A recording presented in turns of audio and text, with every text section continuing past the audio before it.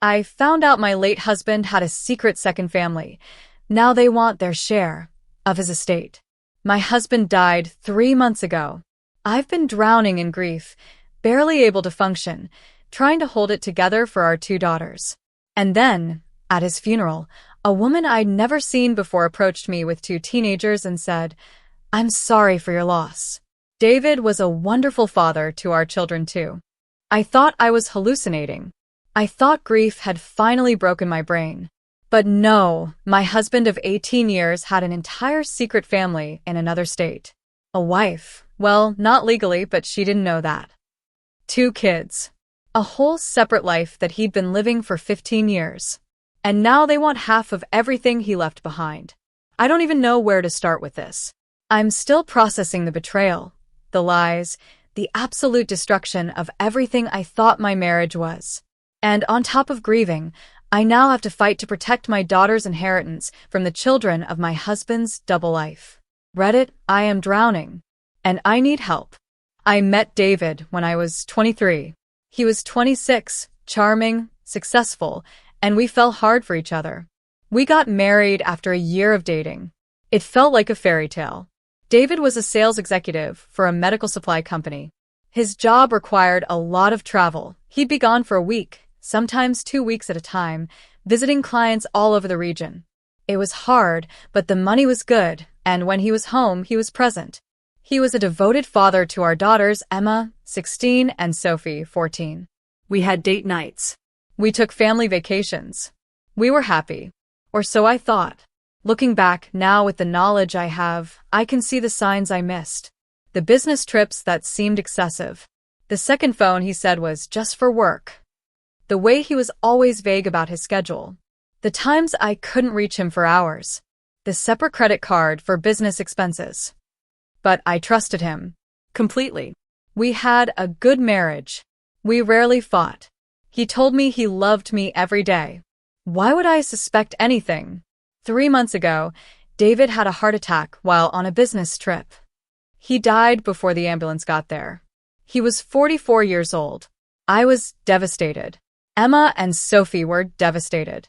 We'd had no warning, no time to prepare. One day he was fine, and the next day he was gone. The funeral was a week later. I was in a fog, going through the motions, accepting condolences from friends and family and David's co-workers. And then SHE appeared. The woman at the funeral. Her name is Jennifer. She's 38, attractive, with 2 teenagers in tow, a boy about 15 and a girl about 13. She approached me at the reception after the service, and I remember thinking she looked familiar somehow, but I couldn't place her. Maybe one of David's co-workers I'd met briefly at a holiday party? "Rebecca," she said softly, taking my hand. "I'm so sorry for your loss. I can't imagine what you're going through." "Thank you," I said automatically, still in that grief fog. "How did you know David?" She glanced at the 2 teenagers beside her, then back at me. Her eyes were red, like she'd been crying. He was my partner. For 15 years.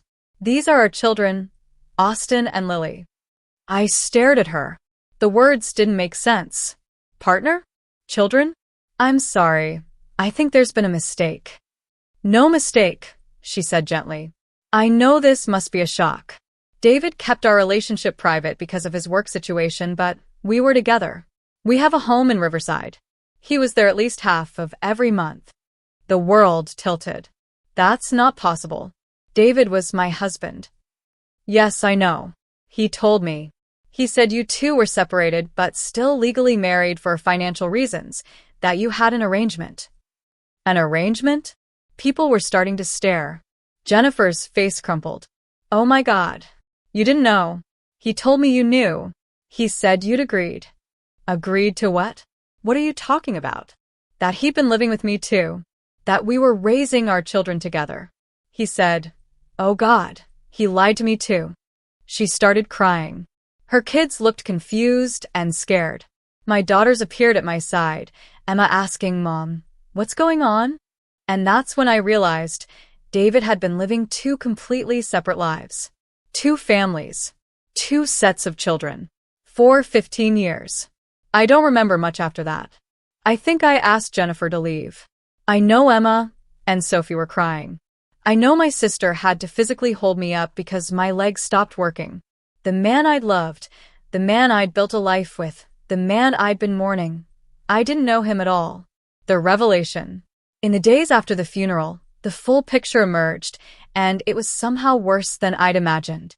David met Jennifer about 3 years into our marriage. She was a nurse at one of the hospitals his company supplied. They started an affair, and when she got pregnant, David told her he was separated from his wife, me, though she didn't know my name, but couldn't divorce yet for complicated financial reasons. He set her up in a house in Riverside, about 200 miles from where we lived. He told her he was a sales executive who traveled constantly for work, which explained why he could only be there part-time.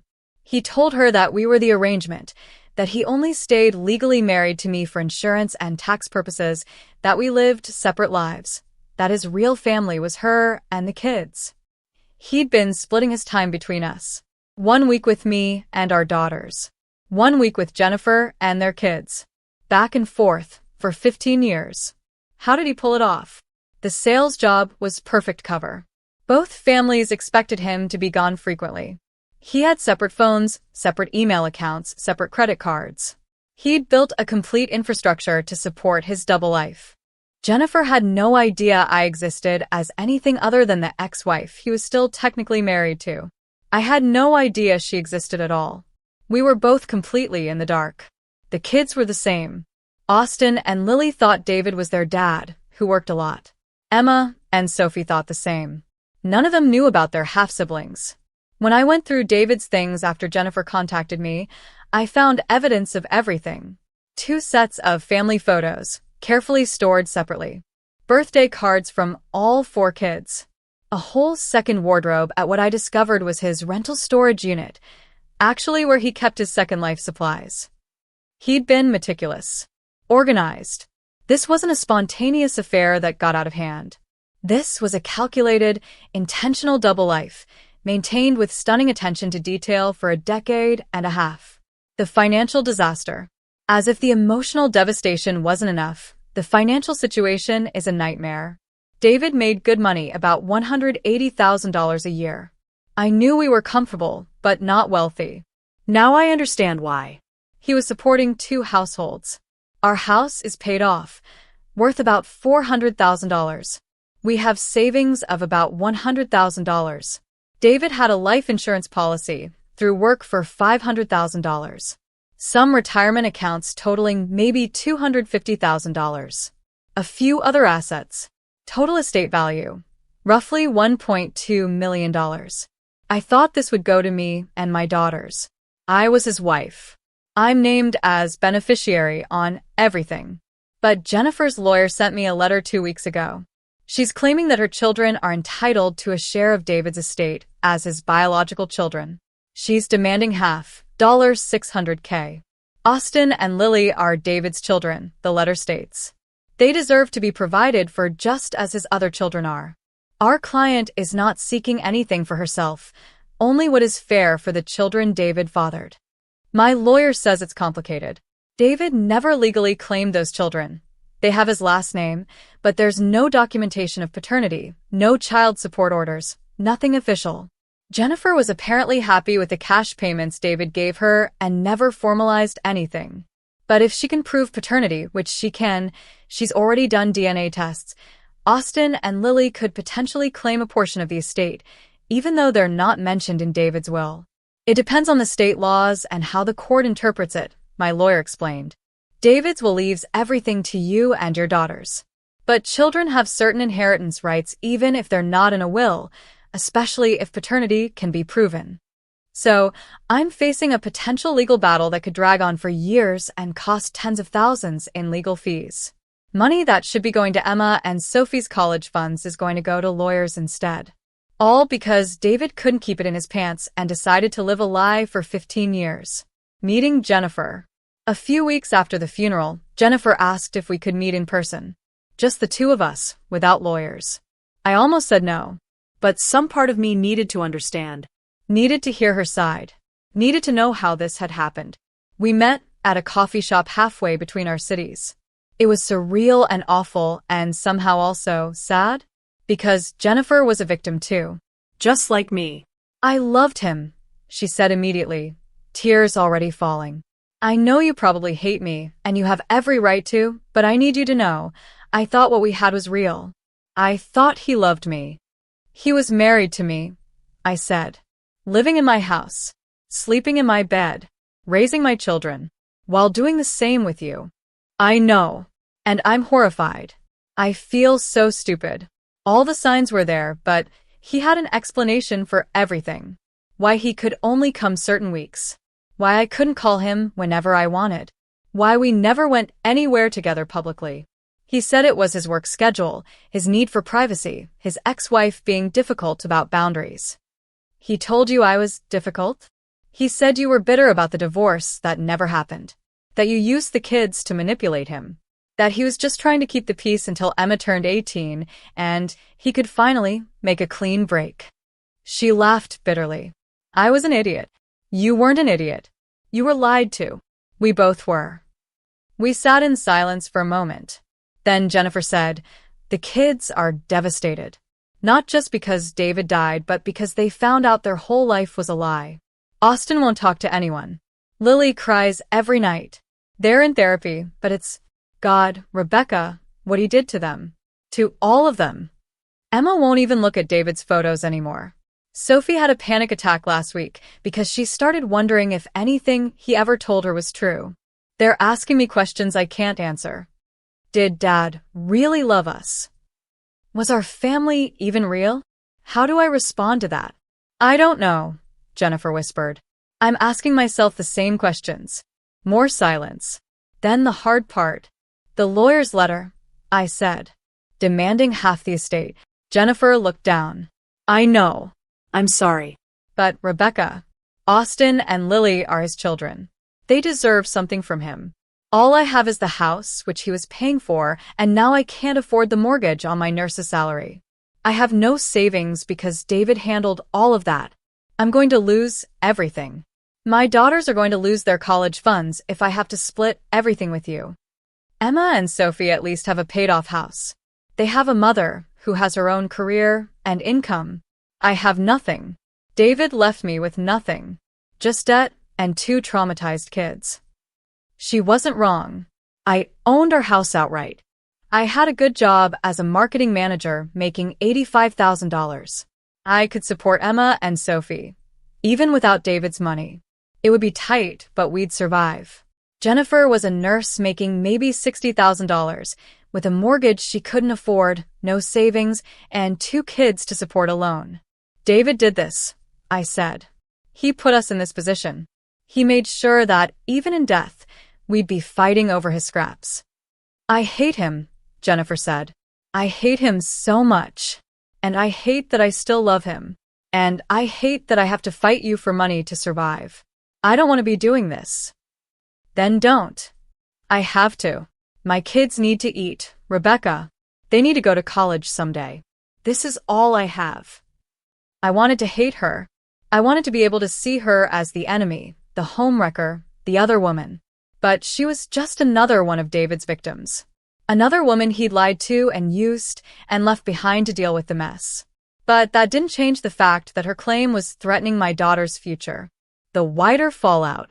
It's been 3 months since David died and 2 months since I found out about his secret family. The emotional toll has been catastrophic. Emma is in therapy twice a week. She trusted her father completely, and finding out he'd been lying to her for her entire life has destroyed her ability to trust anyone.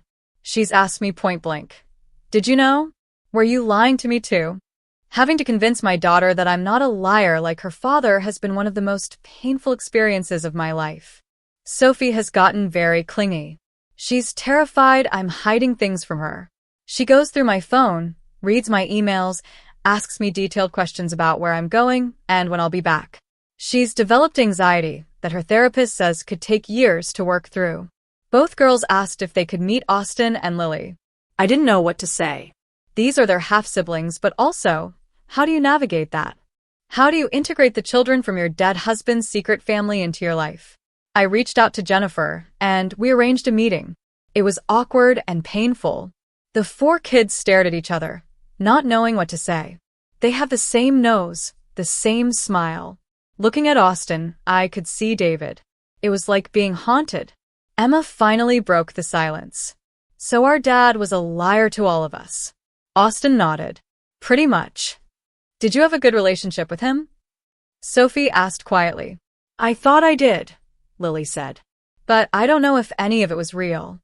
They talked for a while, comparing notes on their father, finding the overlaps and the divergences. It was surreal. These kids were siblings.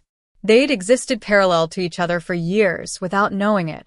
At the end, Emma said to Austin and Lily, I'm sorry our dad hurt you too. I'm sorry you're going through this. It was such a mature, compassionate thing to say. I wanted to cry.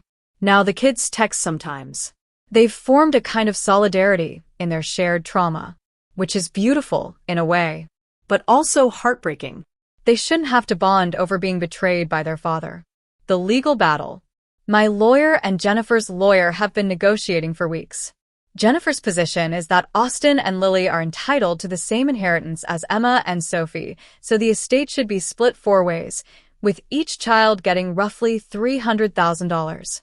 My position is that David's will clearly leaves everything to me and my daughters. Austin and Lily aren't mentioned. David had 15 years to include them if he'd wanted to. But he couldn't include them without revealing his double life, Jennifer's lawyer argues. He was stuck. That doesn't mean he didn't intend for them to be provided for. Then he should have said something before he died, my lawyer counters. He had countless opportunities to make his wishes known. He chose not to. The legal precedents are mixed. Some cases favor the children's right to inherit regardless of the will. Some favor the named beneficiaries. It could go either way. Meanwhile, the legal bills are piling up. I've already spent $15,000 on lawyers. Jennifer's spent similar amounts. Money that could be going to the kids is going to attorneys instead. My lawyer suggested mediation. Even if you win in court, it'll cost you $50,000 in legal fees and take 2 years. And you might lose. It's better to negotiate a settlement now. I hate it. I hate that I'm being forced to give up money that David left for my daughters to children he hid from us. But I also see the reality. Austin and Lily didn't ask for this. They're victims too. After talking with Emma and Sophie, who are more mature than I ever expected, we've decided to offer a settlement. $150,000 split between Austin and Lily, plus we'll cover their college tuitions directly, so Jennifer can't spend the money on other things. It's more than I want to give, but less than Jennifer's demanding. I'm waiting to hear back on whether she'll accept. The judgment from others. The hardest part, aside from the grief and betrayal and legal nightmare, has been everyone else's opinions. David's family is in complete denial. His mother insists Jennifer is lying, that this is some kind of scam, that David would never do something like this. When I showed her the DNA tests, she said Jennifer must have trapped him, that it wasn't really his fault. His father is just silent. I think he suspected something, but never said anything. The guilt is eating him alive. David's siblings are split. His brother thinks I should give Jennifer nothing. If David wanted them to have money, he'd have put them in the will. His sister thinks I should split everything evenly. Those kids are innocent in all this.